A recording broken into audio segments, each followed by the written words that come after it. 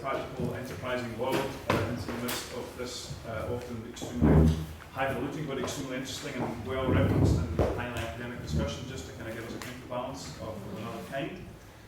Alice Taylor was previously employed as the commissioning editor for games in Channel 4, and she's now the founder of Makieworld, which I hope she's going to talk to you about a completely different way of thinking about toys and games and their interrelationship. She was named one of the game industry's 100 most influential women by Next Generation magazine, and she founded and edited a great blog, as we all do of course, called Wonderland. So please welcome Alice Taylor.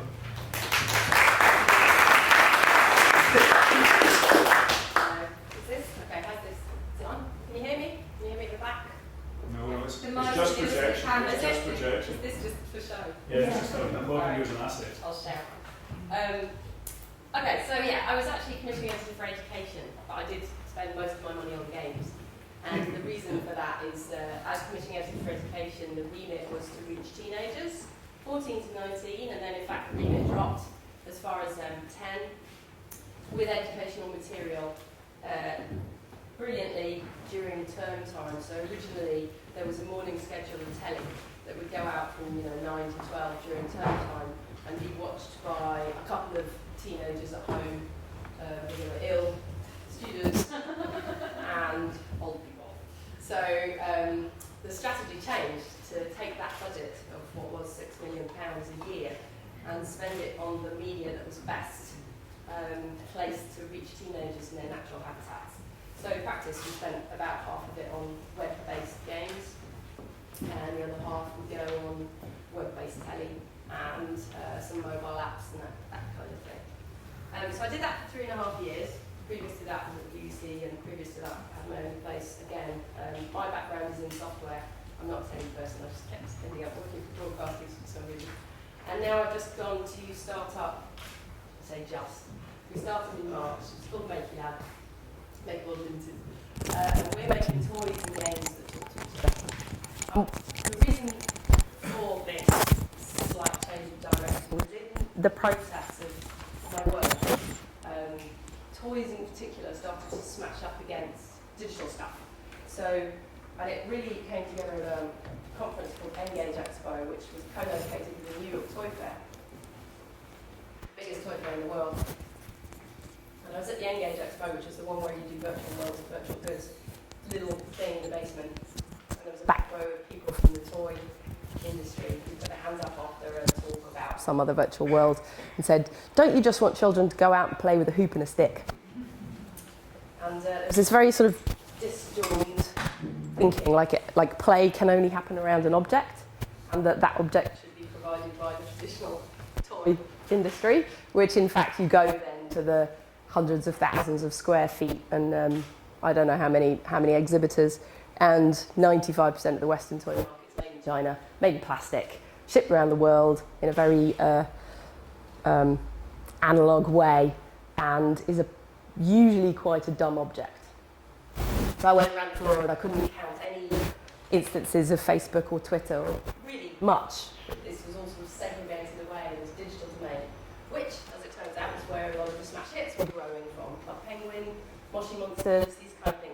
These were coming out of digital areas. And that's where the kids are. And the toy people were kind of scrambling to catch up. Part of my travels, this book is by Raf Costa, who's a veteran, massively multiplayer online game designer. He's also an academic and a musician and an artist. He did all the illustrations for the book. But this is a really fabulous book that he wrote, which he followed up at Game Developer Conference with all of the pieces that we use to play. But the main thing that Raf says is that when we're bored, boredom is a product of not learning. And then when you're bored, you're searching for something, your brain is searching to level up. Henry Jenkins, again, another kind of hero of mine. He also has a blog. His blog posts are books, giant essays, but the basic takeaway from Henry is that playing together is a good thing. Even in a digital world, playing video games, for instance, can be a fantastically educational tool, even AAA stuff. So at Channel 4, we didn't work with AAA stuff, we commissioned things. Everything was a brand new commission. This is just one example, called Super Me, which is a place you can work on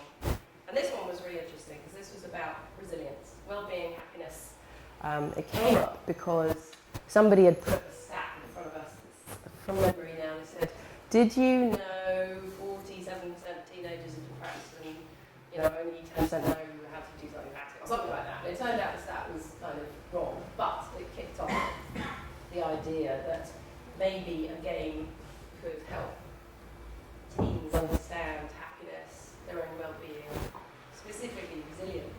We did a lot of research into resilience, and the language is terrible, especially for teenagers. Lots of things like agency and just kind of long words that don't mean anything on a sort of immediate way.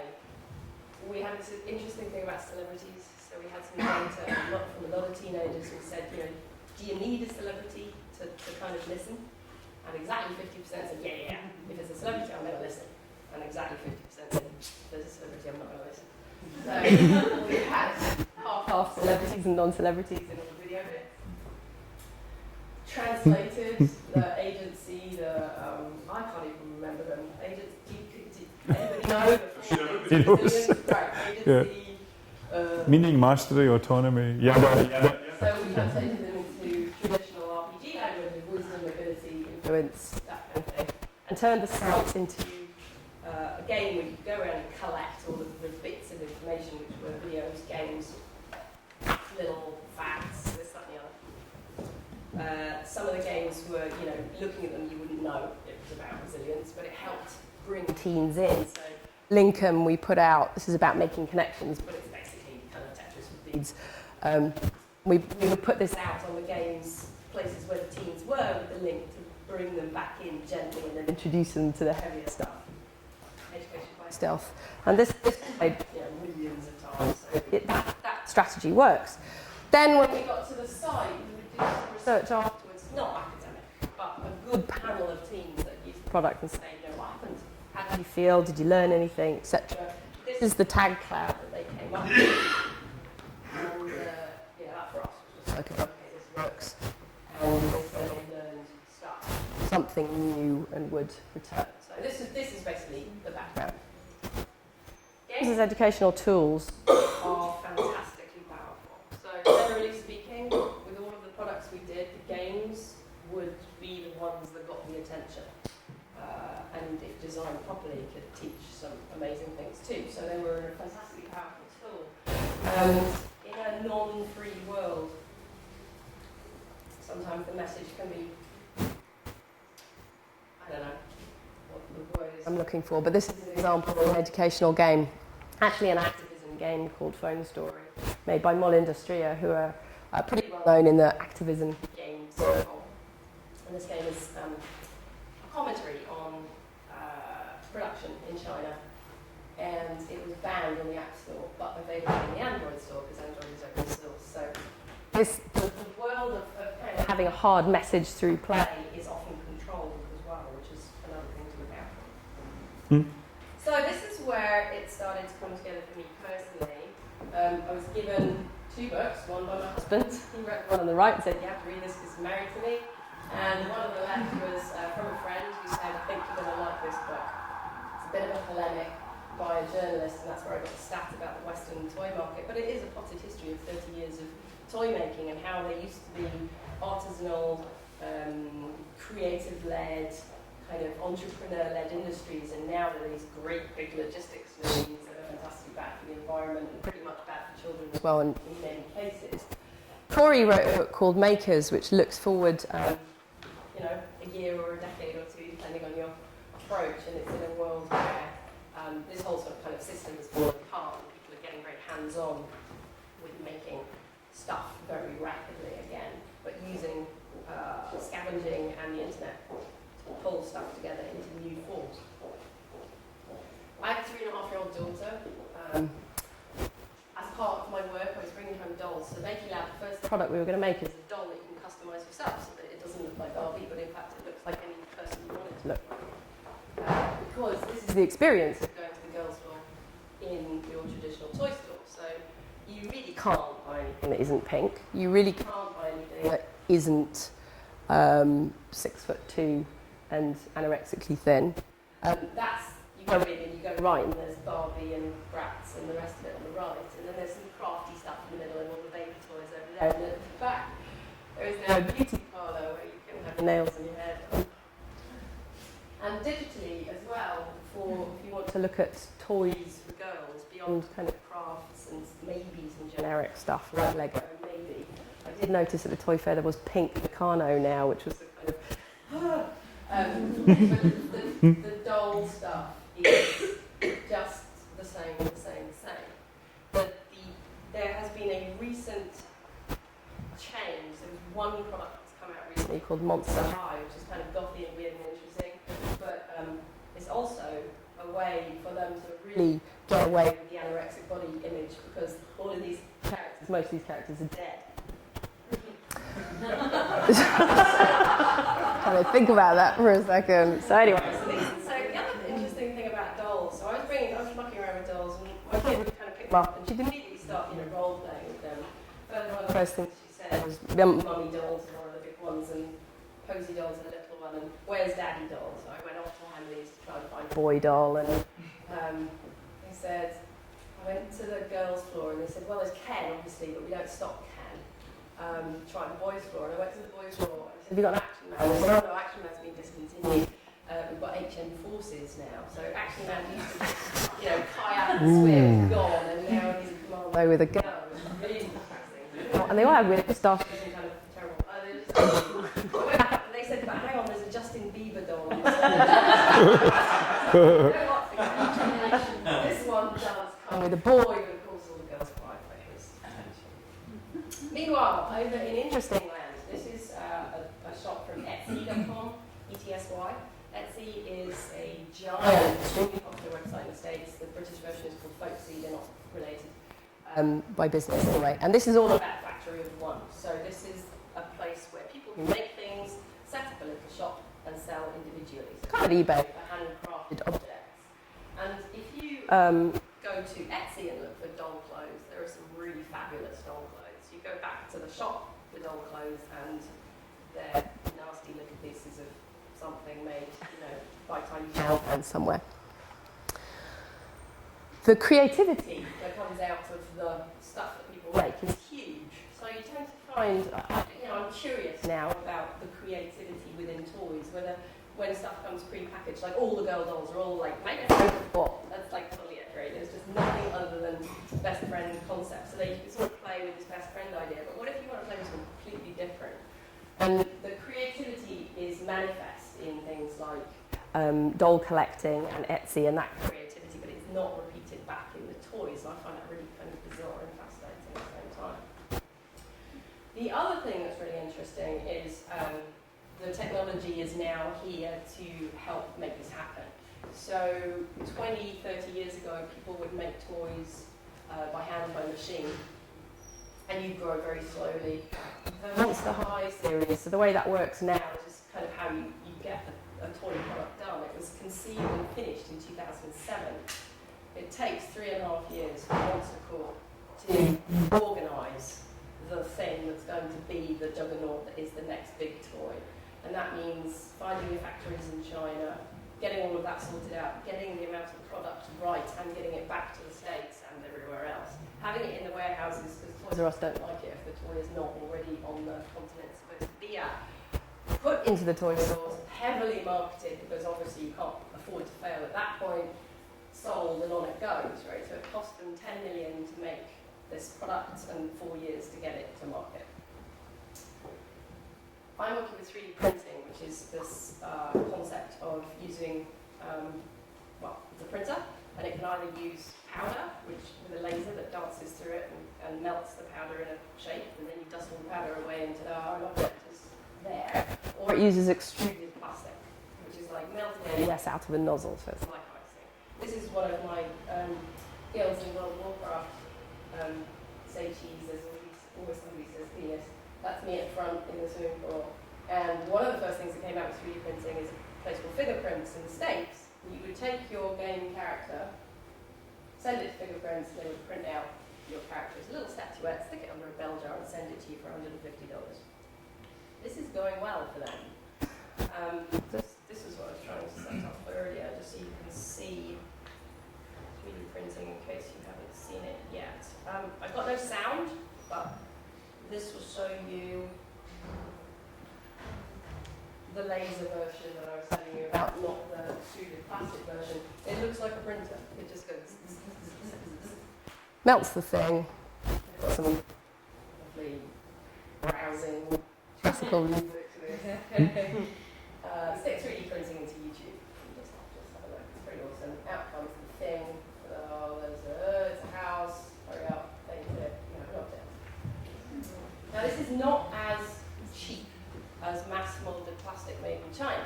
For a bunch of reasons.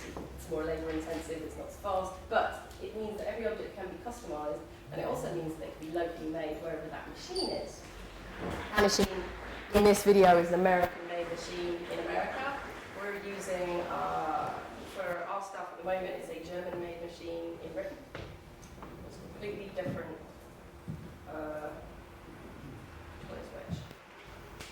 Business model. It's gone a bit weird. There we go. So, plenty of pros to this, and cons for the business. At the end of the day, I think a lot of people. Well, it's emerging technology, but also how much does it cost? Blah blah blah.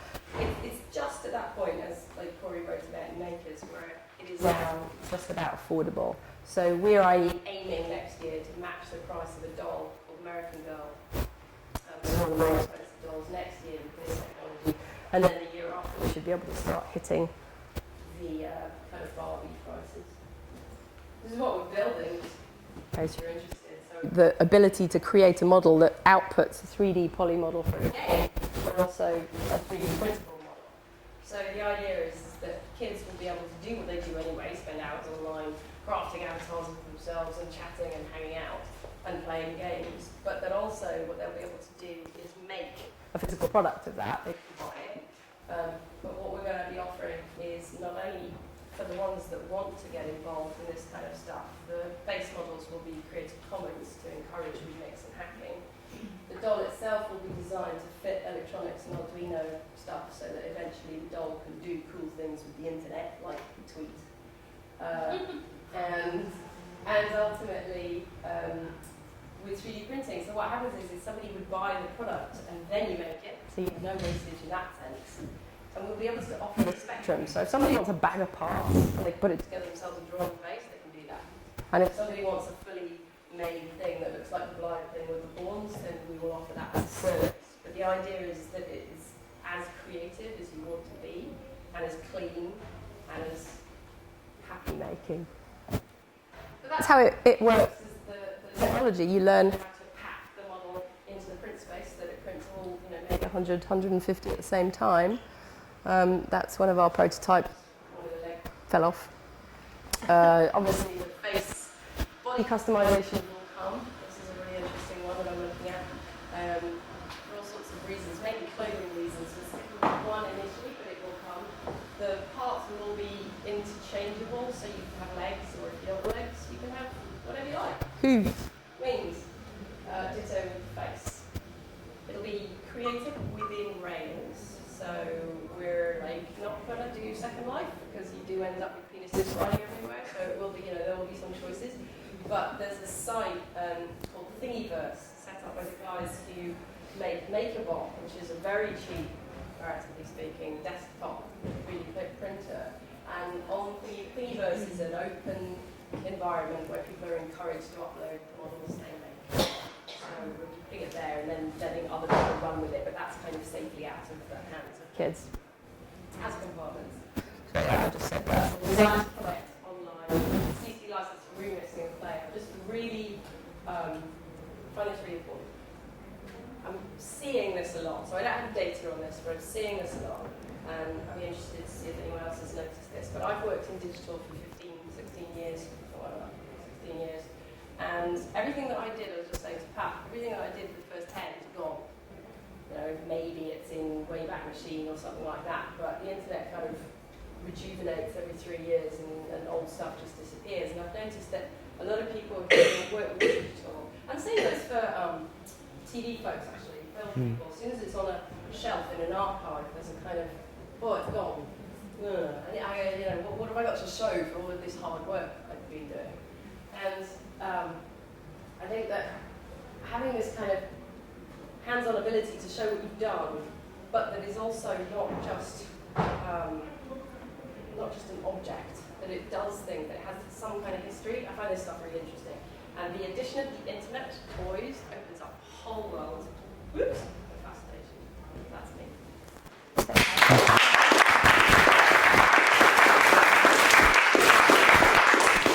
Thank you, Alice. Continue there. Should we hear? We're now going to have a panel which is the title is How Can We Make It Happen? A street level. And Alice is going to join us.